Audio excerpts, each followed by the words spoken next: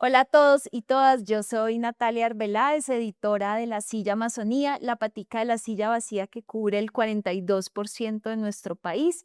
Hoy vamos a estar con Julio Caicedo, periodista del equipo, hablando sobre cómo votó para estas presidenciales esa región, dónde ganó Cepeda, dónde Abelardo y cuáles son como las posibles razones detrás. Estamos desde la redacción.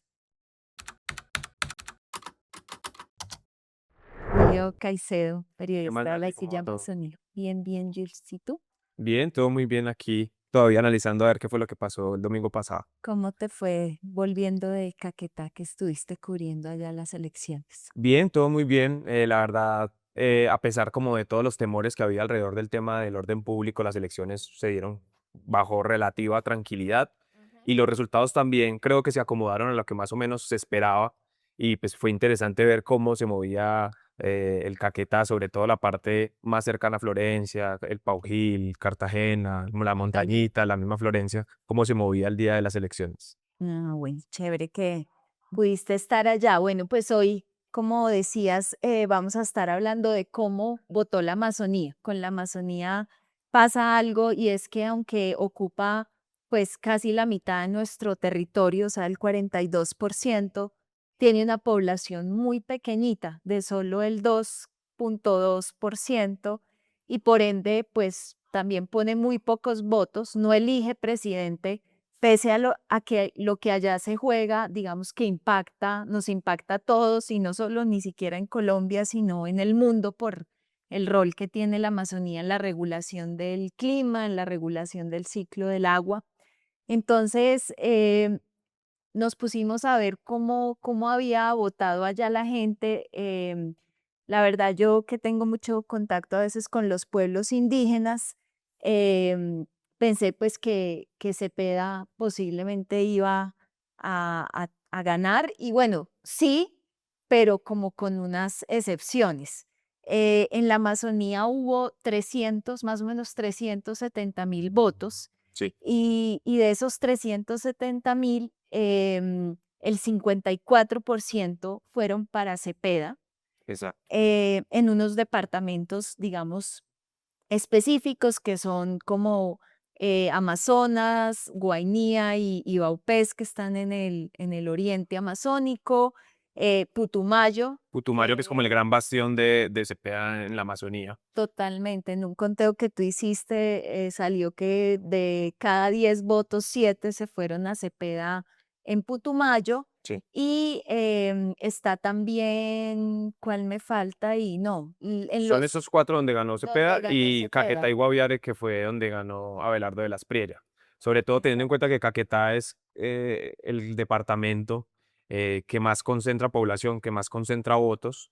Ahí ganó de la Espriella y en Guaviare también. Más adelante vamos a conversar qué pudo haber influido entonces en ese voto. O de una vez. Sí, pues nosotros sacamos esta nota ese domingo, que precisamente se titulaba así, Cepeda gana en la Amazonía, excepto en Caquetá y Guaviare. Digamos que antes de entrar de pronto, Jules, a analizar eso, mencionar que aunque salió a votar gente, fue menos que el promedio nacional, ¿no? El promedio nacional fue del 58%, Sí. pero en la Amazonía solo llegó al 45% si sumamos los votos de los 6 departamentos que son 100% amazónicos. Aún así, fue mayor la participación con respecto a Congreso, a las legislativas y consultas de marzo. En este mapita se ve, por ejemplo, con respecto a las legislativas, aquí pasando por la Amazonía, en casi todos, o sea, en todos los departamentos hubo más participación, de pronto unos con mayor aumento, digamos, que otros, por ejemplo, Putumayo o Caquetá, vi por aquí que Caquetá más de 14 puntos porcentuales con respecto a las legislativas, Amazonas no, Guainía, más de 30 puntos porcentuales con respecto a las legislativas y con respecto a la primera vuelta de las presidenciales de 2022 que estaban enfrentados Petro, Fico y Rodolfo Hernández. también hubo más participación. En prácticamente todos los departamentos de la Amazonía aumentó también la participación. Ahora sí entremos, Jules, a analizar un poquito ya departamento por departamento o bloque de departamentos, por qué creemos, digamos, que le fue mejor en unos a Cepeda, en la mayoría, y en otros muy importantes, en todo caso, a De la Espriella. Si Exacto. quieres, vamos con Putumayo primero. Sí, pues en Putumayo más o menos el 71% de las personas que salieron a votar votaron por Cepeda y yo creo que eso obedece a varios temas. Uno es la consolidación del pacto histórico que ha tenido en los últimos años en un departamento que ha sido más de tradición liberal, con influencia también del Partido Conservador. Eh, esta vez, a partir de este año, el Putumayo va a tener dos congresistas. Uno, un representante a la Cámara, porque la lista del pacto fue la más votada en Putumayo, y la senadora también del Putumayo, Sandra Chindoy, que entró en la lista del pacto histórico, que es una lista cerrada. Eso hace que el Putumayo tenga una representación importante y que tenga unas bases importantes que lograron meter a esos dos líderes en el Congreso y que también han estado muy movilizados en esa región del A país. cámaras generalmente tiene dos, lo que a veces no tiene es a Senado, ¿o no? No, en el periodo pasado estaba Andrés Cancimans en la Cámara, entonces Ujú. Y sostuvieron esa Ardila. curul de Andrés Cancimans y ahora va a estar Miguel Ángel Rubio. Ujú, ujú, Sin embargo, por ejemplo, el representante Carlos Ardila ujú, era liberal, esta vez estuvo apoyando al pacto histórico. ujú, El ex embajador en Brasil y ex ministro también Guillermo Rivera, ujú, también de tradición liberal, esta vez estuvo en el pacto histórico. ujú. Entonces el pacto histórico no solamente ha logrado consolidar nuevos liderazgos, sino aglutinar a otros liderazgos que estaban con otros partidos, sobre todo con el liberal. Eso por un lado. Ujú. Por el otro lado, pues es una tradición que viene. Si uno ve el mapa del plebiscito de 2016, de las elecciones de hace 4 años y esta, Putumayo siempre ha votado primero por el sí y también por los candidatos de la izquierda y el pacto histórico y la Colombia humana. Ujú, ujú. Y si uno se pone a analizar ya más otras causas, tengamos en cuenta que en el Putumayo todavía hay buena Muchas. parte de la economía que se mueve alrededor de los cultivos de uso ilícito, de los cultivos de coca, sobre todo en el Bajo Putumayo, de Puerto Asís hacia abajo.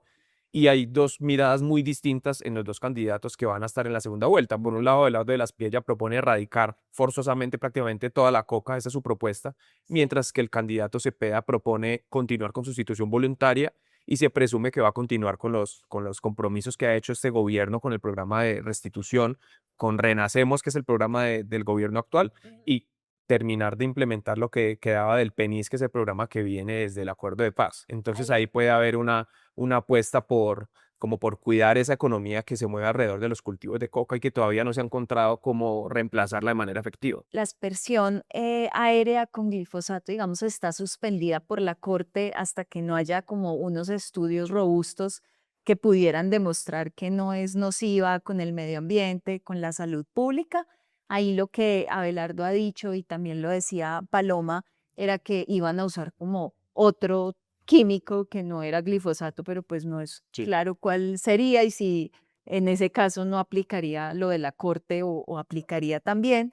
Y con respecto a lo que tú decías de las comunidades allá en Putumayo, pues tú hiciste una nota y yo creo que es importante como mencionar que la gente lo que dice es que por un lado lo que normalmente ha hecho la erradicación forzosa es que ha desplazado los cultivos a otros lugares que incluso a veces son áreas protegidas, lo cual no es bueno ambientalmente y causa más deforestación.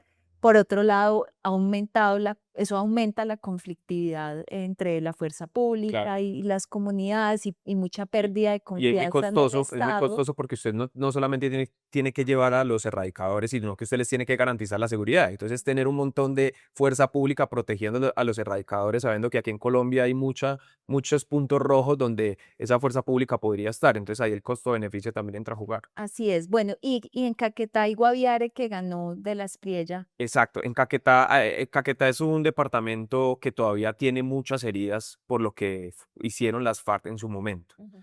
Eh, Varios bloques estaban ahí, la columna móvil Teófilo Forero. La mayoría de personas en Caquetá tiene algún familiar, alguna persona que le desaparecieron, que le secuestraron, que le reclutaron, y esas heridas se ven todavía como una especie de, de prevención para votar por candidatos de izquierda, por un lado. Por otro lado, ha tenido una tradición conservadora votaron por Rodolfo Hernández hace 4 años, esta vez votaron por Abelardo de la Espriella, pero no le va mal de todas maneras a Iván Cepeda en Ganó con Caquetá. respecto a 2022, Y hay una diferencia, a lo que sacó Petro allá. y hay una Sí, diferencia grande entre la zona más hacia el norte del Piedemonte y la parte más rural.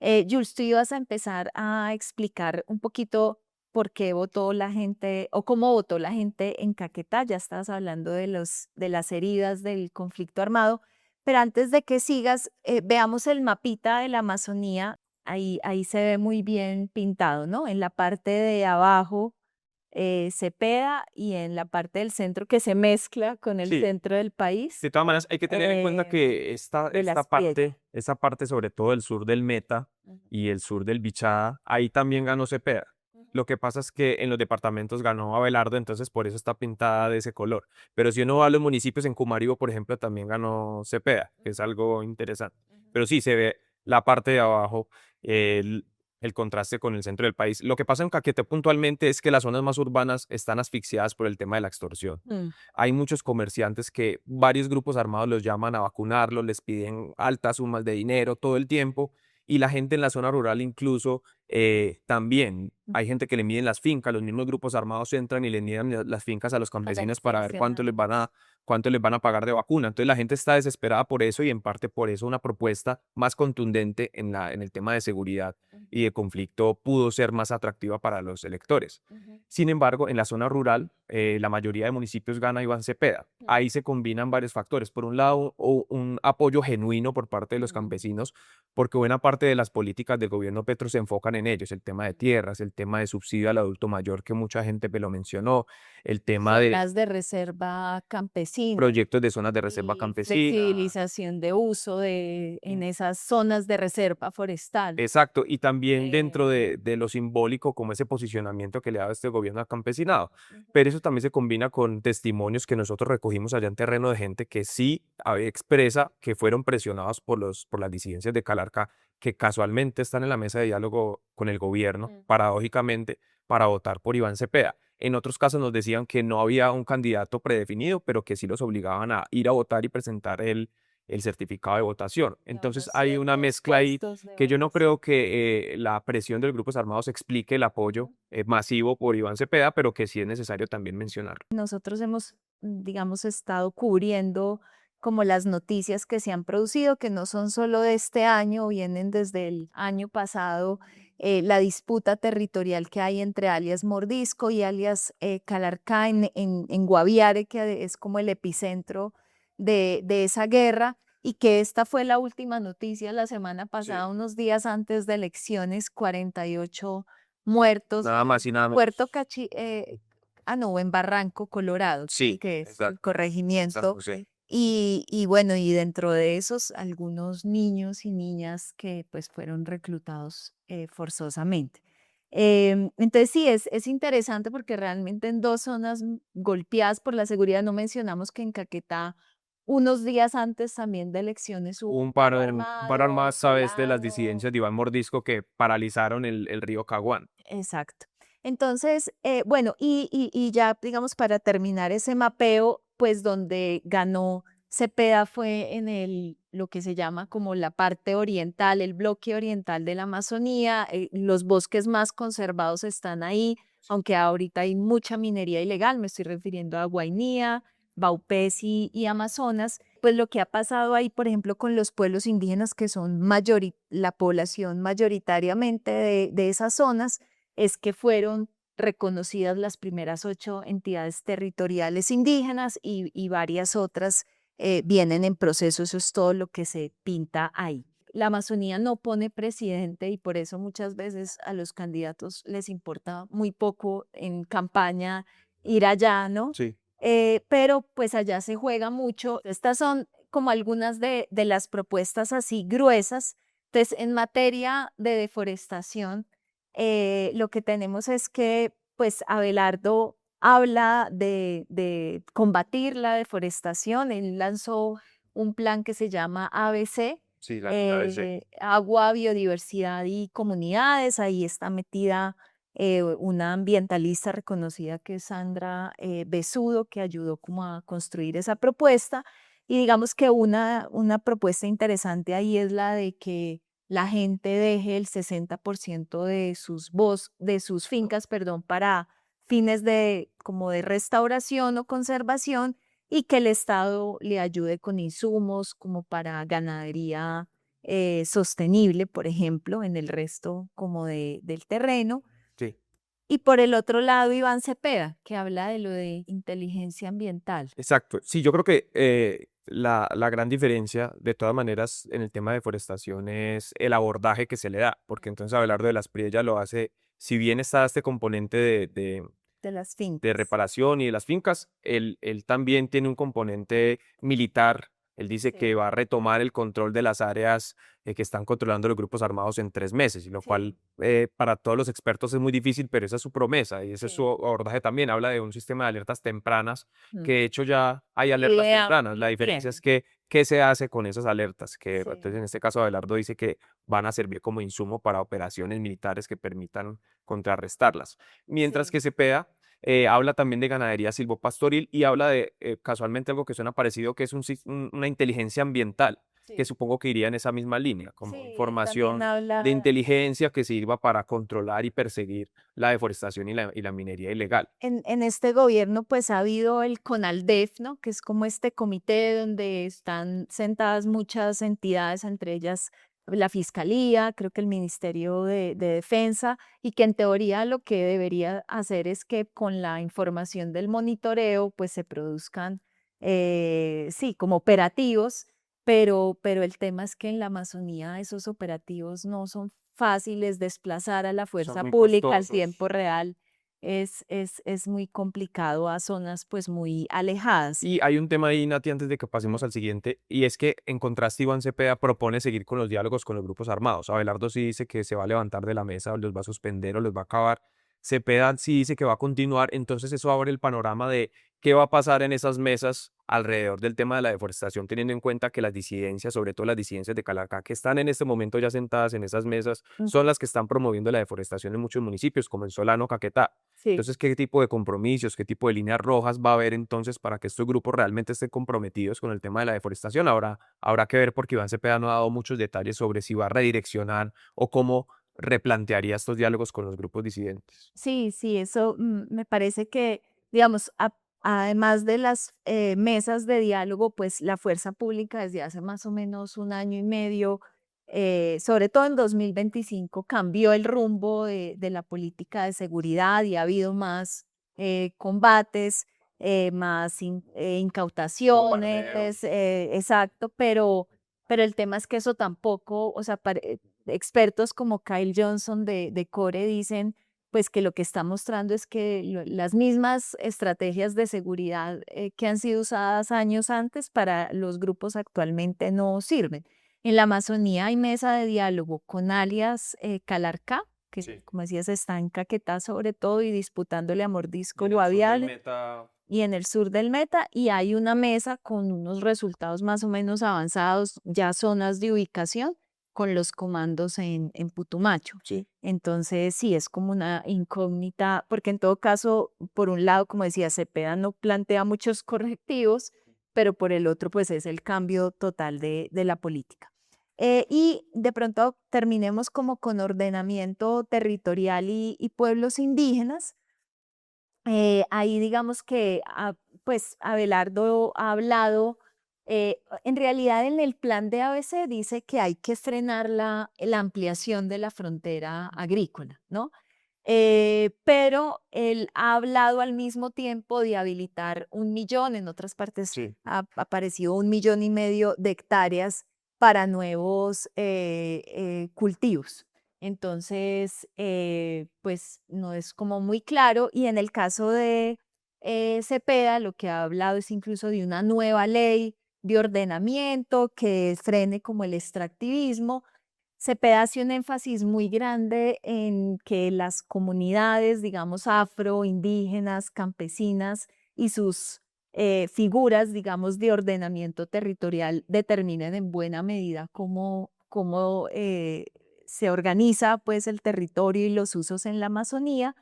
De la Espriella no habla mucho, o sea, a pesar de que el ABC la C es por comunidades, no es muy claro, digamos, cómo dialogaría con estas figuras que ya existen. Sí, yo creo que de las Priella la apuesta es por el sector privado principalmente. Por Mm. ejemplo, él habla de habilitar Mm, tierras baldías, terrenos baldíos del Estado, dárselos a privados para que los explote o para que los aprovechen. mm, También entonces mencionábamos la propuesta de las fincas ganaderas, ujú. de este porcentaje de un 60% para restauración. Entonces creo que el enfoque de Abelardo de las Priella, a diferencia del de Cepeda, es por los privados, mientras que Cepeda es más por las comunidades organizadas, Sí. ya sea asociaciones campesinas, resguardos indígenas, pueblos indígenas que estén organizadas y creen entonces resguardos, zonas de reserva campesina, mientras que Abelardo es empresas privadas, fincas, ganaderos, propietarios que le den un uso distinto al que se le está dando, ojalá, a las tierras de la Amazonía. De acuerdo, también está el tema de minería e hidrocarburos. Digamos que Abelardo no habla específicamente de la Amazonía cuando menciona esa política, pero eventualmente pues podría abarcar el territorio amazónico. Encontramos como una cierta contradicción porque en el ABC es explícito en decir que fracking con pilotos, lo cual sería, pues en todo caso, mejor que sin pilotos.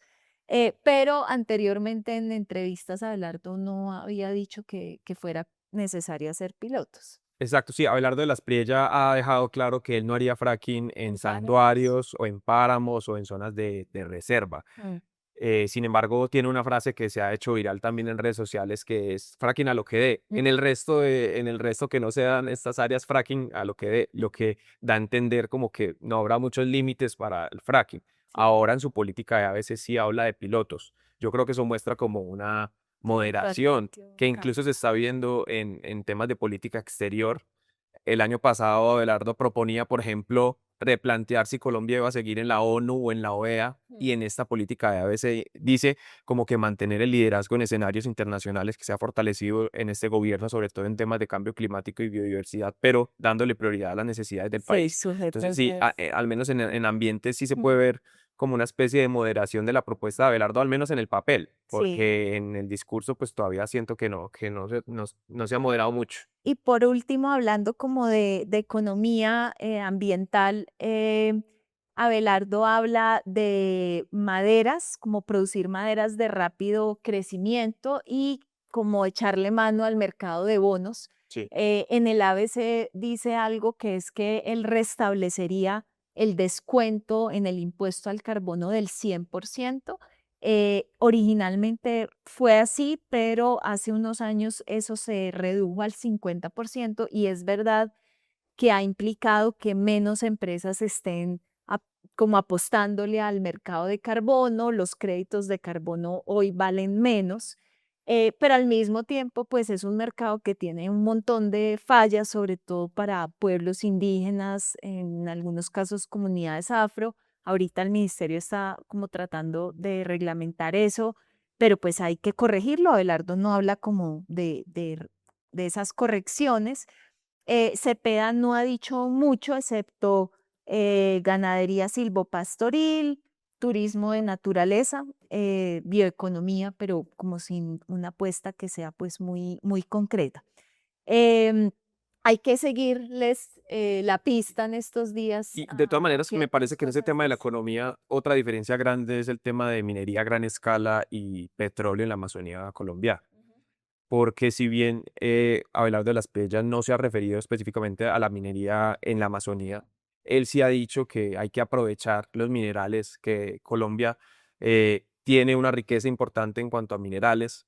En la Amazonía hay un proyecto específico en Mocoa que busca Cobre. sacar cobre, aprovechar cobre, que ha tenido mucha oposición por parte de la comunidad de Mocoa, perdió una consulta popular, ha habido paros, protestas para frenar, e incluso la misma entidad ambiental, Corpo Amazonía, se ha manifestado en contra de este proyecto. Entonces yo creo que en un eventual gobierno de Abelardo de las Priella, tanto este proyecto como otros podrían tener más facilidad o más probabilidades de desarrollarse que que en un gobierno de Cepeda, que si le da continuidad a las políticas del gobierno Petro, mantendría la Amazonía como libre de la explotación de petróleo, al menos más allá de los contratos que ya están dados y también de la gran minería o de los grandes proyectos, más allá pues de temas más pequeños y artesanales en la Amazonía. Cepeda ha dicho que textualmente como en esa compilación de discursos que son como todavía su plan de gobierno, él decía que respetaría como los resultados de las consultas populares, creo que era de Santurbán, en otra parte de Colombia, y de Mocoa. Sin embargo, en este mismo gobierno a veces no ha habido como una coordinación, o por lo menos así se lo dicen a uno las comunidades en terreno, porque la ANM, por ejemplo, recientemente como que redujo el área de unos títulos para excluir como la parte que sí, que se traslapaba como con zonas de reserva y eso como que habilitó que puedan iniciar como o seguir con la exploración y le han criticado como al gobierno que no sea claro entre sus entidades como esas posturas porque al mismo tiempo está este proyecto de resolución que declara la Amazonía libre de combustibles fósiles y de minería, más como hacia proyectos que no tengan todavía licencia ambiental, pues que siguen consulta con los pueblos indígenas, con los pueblos afro y que hay que ver si alcanzan a dejar la lista y qué haría también Abelardo pues de llegar a ser el presidente con esa resolución. Bueno, Jules, nos vemos pronto. Ojalá no pasen tantos días de volver a hablar de la Amazonía acá en este espacio. Listo. Y estos días que ya se van a salir a debatir y van a salir a hablar un poco más, Ve- vamos a estar insistiéndole a las campañas que hablen un poquito más de estos temas amazónicos, porque como vemos, nos toca un poquito hacer fuerza, mirar por dónde lo agarramos, porque no hay propuestas claras para la Amazonía. Sí, no hay un modelo tan claro de país aterrizado a esa región. En realidad, ninguno de los dos candidatos.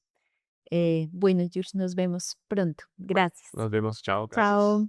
Hacer periodismo independiente cuesta. Cada suscripción a este canal nos permite financiar historias que revelan patrones, intereses y otras dinámicas de poder que otros no cuentan. Suscríbase y sea parte de la comunidad que apoya a La Silla Vacía.